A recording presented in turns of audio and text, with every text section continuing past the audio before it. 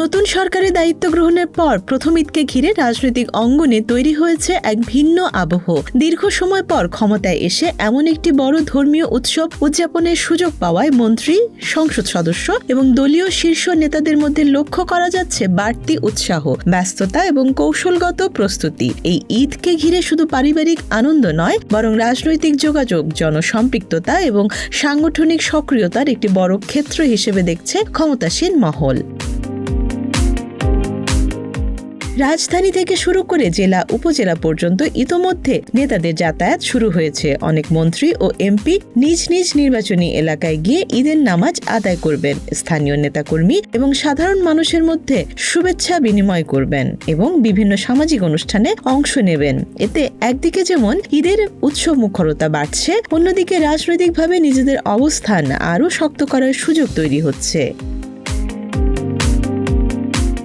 সরকারের গুরুত্বপূর্ণ কয়েকজন মন্ত্রী রাজধানীর বাইরে গিয়ে ঈদ উদযাপনের সিদ্ধান্ত নিয়েছেন। স্বরাষ্ট্রমন্ত্রী সালাউদ্দিন আহমেদ স্থানীয় প্রশাসন, আইনশৃঙ্খলা বাহিনী এবং জনগণের সঙ্গে সময় কাটাবেন। অর্থ ও পরিকল্পনা মন্ত্রী আমির খসরু মাহমুদ চৌধুরীও চট্টগ্রামে ঈদ করবেন, যেখানে ব্যবসায়ী মহল ও দলীয় নেতাদের সঙ্গে বৈঠকের সম্ভাবনাও রয়েছে। মহিলা ও শিশু বিষয়ক এবং সমাজ কল্যাণ মন্ত্রী ডক্টর AZM জাহিদ হোসেন দিনাজপুরে যাচ্ছেন। সেখানে এতিমখানা, বৃদ্ধাশ্রম এবং সুবিধাবঞ্চিত মানুষের পাশে দাঁড়ানোর পরিকল্পনা রয়েছে তার। ধর্মমন্ত্রী কাজী শাহ মোফাজ্জল হোসাইন কায়কোবাদ কুমিল্লার মুরাদনগরে ঈদের জামায়াতে অংশ নেবেন এবং স্থানীয় ধর্মীয় নেতাদের সঙ্গে মত বিনিময় করবেন। ভূমিমন্ত্রী মিজানুর রহমান মিনু রাজশাহীতে ঈদ কাটানোর পাশাপাশি ভূমি সংক্রান্ত চলমান সমস্যা ও উন্নয়ন কর্মকাণ্ড নিয়ে জনগণের সঙ্গে সরাসরি কথা বলার পরিকল্পনা করেছেন।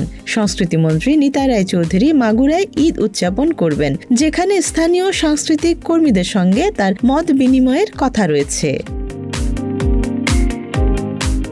অন্যদিকে রাজধানীতে অবস্থান করে কেন্দ্রীয় কর্মসূচিতে অংশ নেবেন কয়েকজন প্রভাবশালী নেতা। বিদ্যুৎ ও জ্বালানি মন্ত্রী ইকবাল হাসান মাহমুদ টুকু, পরিবেশ মন্ত্রী আব্দুল আওয়াল মিন্টু এবং সড়ক ও যোগাযোগ খাতের দায়িত্বে থাকা শেখ রবিউল আলম ঢাকাতেই ঈদ করবেন। তারা জাতীয় ঈদগাহ ও বিভিন্ন রাষ্ট্রীয় কর্মসূচিতে অংশ নেবেন।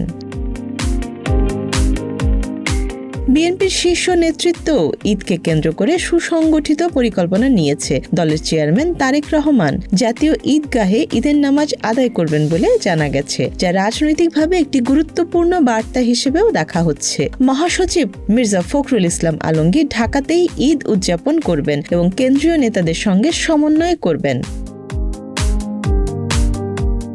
দলের স্থায়ী কমিটির সদস্যদের মধ্যেও দেখা যাচ্ছে ভিন্ন ভিন্ন পরিকল্পনা। কেউ ঢাকায় থেকে কেন্দ্রীয় কর্মসূচিতে অংশ নেবেন, আবার কেউ নিজ এলাকায় গিয়ে তৃণমূল কর্মীদের সঙ্গে ঈদের আনন্দ ভাগাভাগি করবেন। সিনিয়র যুগ্ম মহাসচিব রুহুল কবির রিজভী ঢাকায় অবস্থান করে দলীয় কার্যক্রম তদারকি করবেন।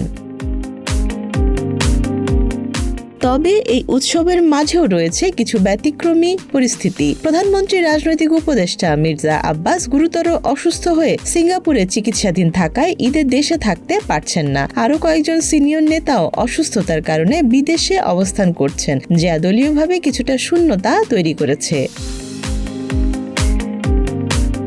ঈদের দিন সকালে দলীয় ঐতিহ্য অনুযায়ী বিএনপির প্রতিষ্ঠাতা জিয়াউর রহমান এবং চেয়ারপারসন খালেদা জিয়ার সমাধিতে ফুল দিয়ে শ্রদ্ধা জানাবেন দলের সিনিয়র নেতারা। এরপর দলীয় কার্যালয়, বিভিন্ন কমিউনিটি সেন্টার এবং খোলা স্থানে নেতাকর্মীদের সঙ্গে কুশল বিনিময় করবেন তারা।